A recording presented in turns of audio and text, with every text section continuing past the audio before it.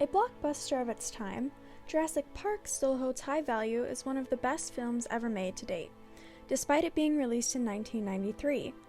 Starring Jeff Goldblum as Ian Malcolm, Laura Dern as Ellie Sattler, Sam Neill as Alan Grant, Richard Attenborough as John Hammond, and Wayne Knight as Dennis Nedry.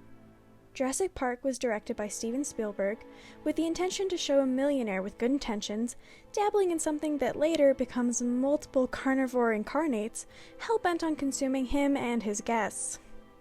While fighting for their lives, they encounter many obstacles, some natural and some man-made, but all working against them in this thrilling blast from the past. Firstly, we look to the actual writing in the film for analysis, and how the characters translated it into film. The writers really went for a dramatic flair, and for a film like this that was breaching this new concept in film, the writers had the right idea. They wanted the words to match the actions. These grand ideas and conversations needed to match the level of CGI and animatronics that made the movie so unique. But a scene that really stands out from all the rest in writing is the lunch scene where everyone is sitting around a table discussing the nature and morality of the park. Yeah, but your scientists were so preoccupied with whether or not they could, they didn't stop to think if they should. Condors. Condors are on the verge of extinction. If I was to create a flock of condors on this island, you wouldn't have anything to say. No, hold on. This isn't some species that was obliterated by deforestation or the building of a dam. Dinosaurs had their shot, and nature selected them for extinction. I simply don't understand this Luddite attitude, especially from a scientist. I mean, how can we stand in the light of discovery and not act? Oh, what's so great about discovery? It's a violent, penetrative act that scars what it explores, what you call discovery. I call the rape of the natural world. The beauty of this scene's writing comes through in how it portrays the characters' belief systems. In stating his concerns, Ian Malcolm seems to be presented as the most morally driven out of everyone.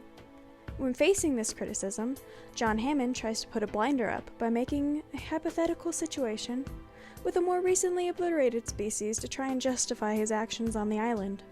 But again, Malcolm comes through as the words of science and reason. And despite the scene being only 4 minutes in total, it conveys its writing in a way that feels natural, but also dramatic. It was interesting to me that in this scene also, Hammond uses the term character when saying, I don't believe it. You're meant to come down here and defend me against these characters, and the only one I've got on my side is the blood-sucking lawyer. The writers could have used any word, people, group, posse, etc. But by using the word character, they have somehow created a knowledge in the viewer that these are just characters, meant to say and do what the writer wills. And on another level, there's an understanding by Hammond that is all they are, characters. It reminds me of the quote said by the Wolf in Pulp Fiction, quote, "Just because you are a character does not mean that you have character," unquote.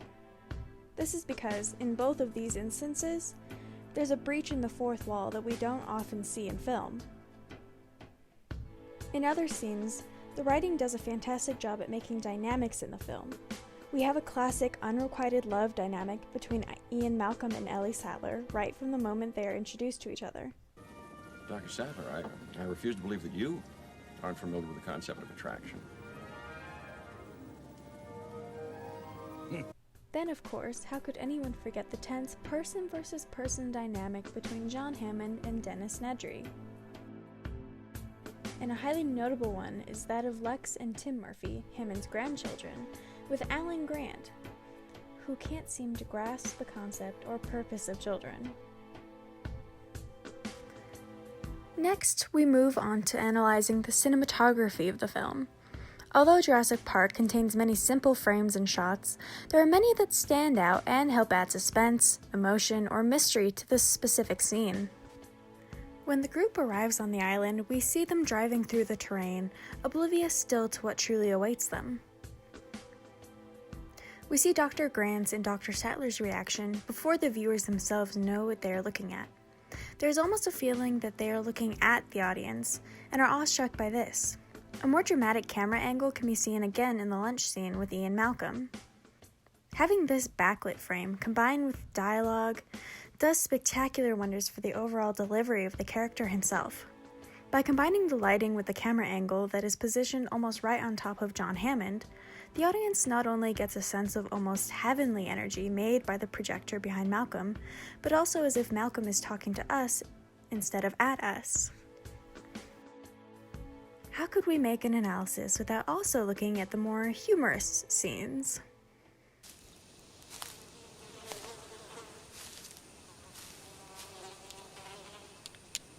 That is one big pile of shit.